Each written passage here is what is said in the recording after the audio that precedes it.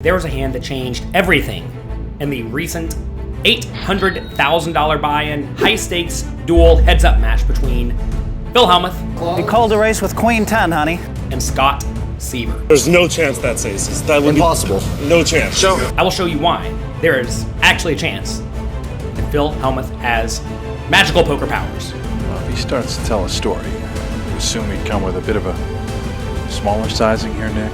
We could have a true eruption on our hands. Oh my goodness. Oh, he is just praying for a fold. Sit back and enjoy this amazing piece of poker art. It's definitely not that. Yeah, well. Two of those 5-6 belts open ender for for Hellmuth. Yeah. Collect number 3. Can't happen here today. Doesn't matter what happens in round 4.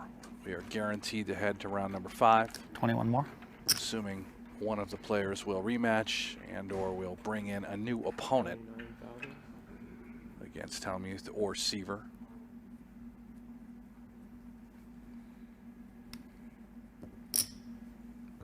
Limp from Seiver pre. Scott Seiver opts to limp from the button, playing 29 big blinds effective, and this is definitely a strategy you should use, especially if you think if you raise, your opponent will just rip it all in on you sometimes, because you really don't want to raise and then have to fold a hand like 9-8 suited. So he does limp, planning to limp call anything Hellmuth does. Hellmuth makes a nice standard raise with the ace-king, and Seiver calls. Let's see the flop.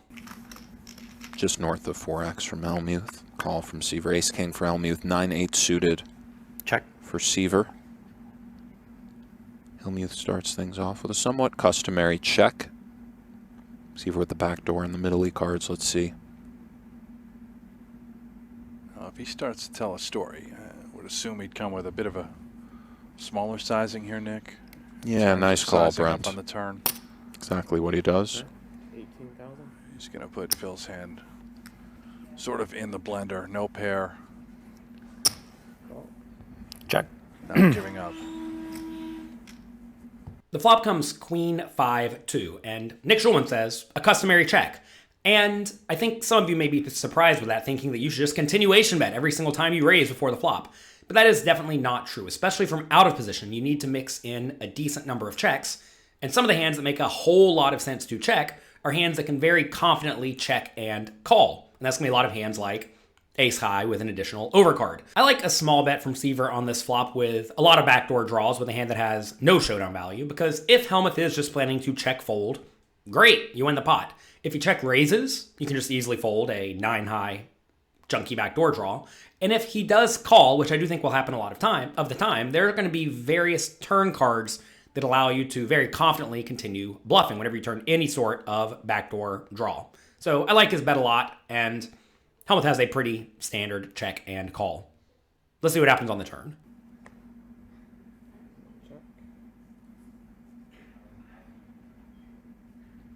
Not an ideal turn for Seiver, but No, it's representable, but with no blockers to speak of. In fact, perhaps anti-blockers of sorts.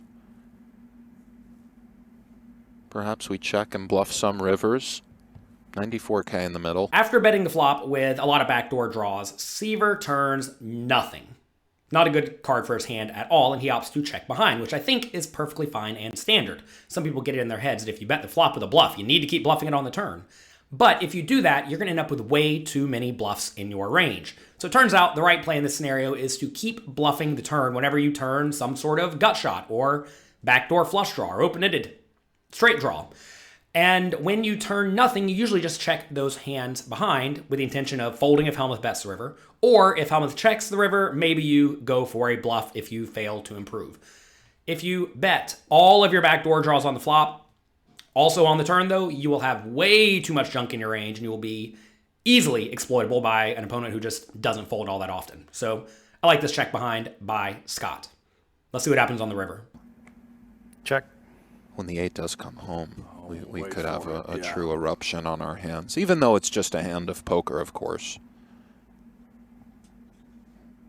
Might go bet fold, but we'll see.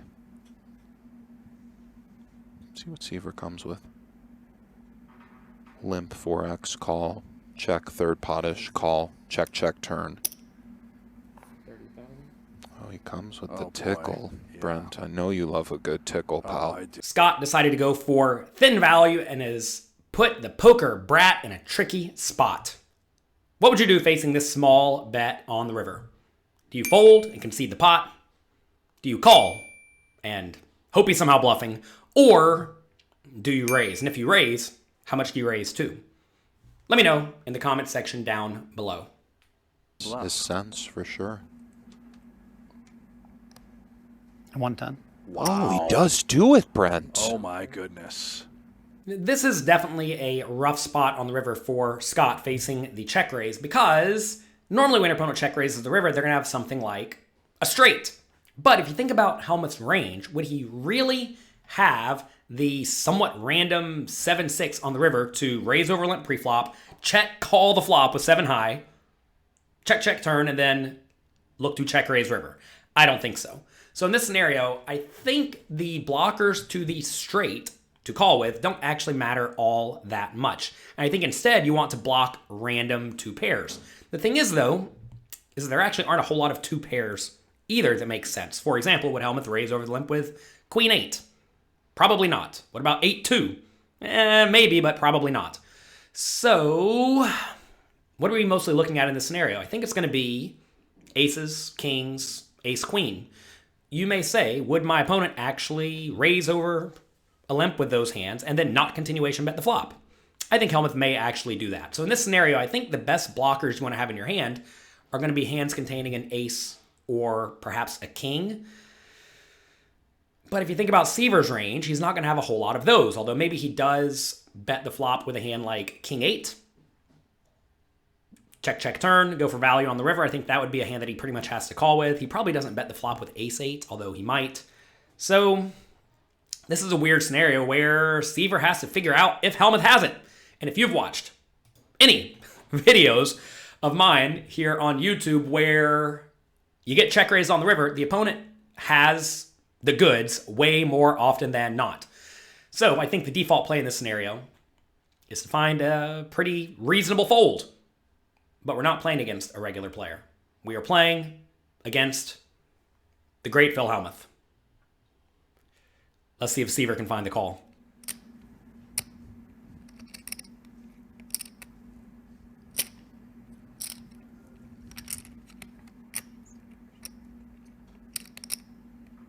Just a brutal scenario. Trying to get thin value. Trying to get a crying hero call. To call. And I Hellmuth. just changed my mind in this last Wow. moment right now. Actual, like 99%.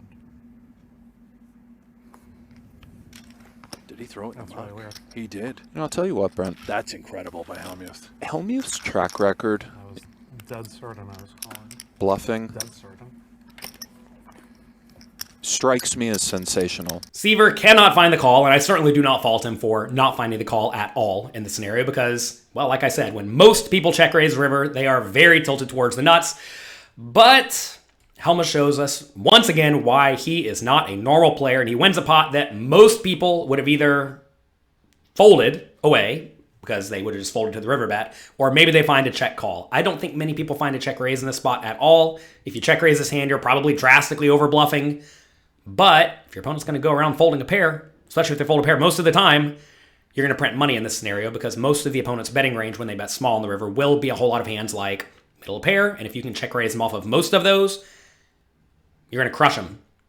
Hellmuth won a nice pot, and then he continued running hot, and he won another high-stakes duel heads-up match on Poker Go. He gets it done over and over and over. Congrats to him. Huge thanks to both the players. Also, thank you to Poker Go for letting us use this footage. Hope you enjoyed it.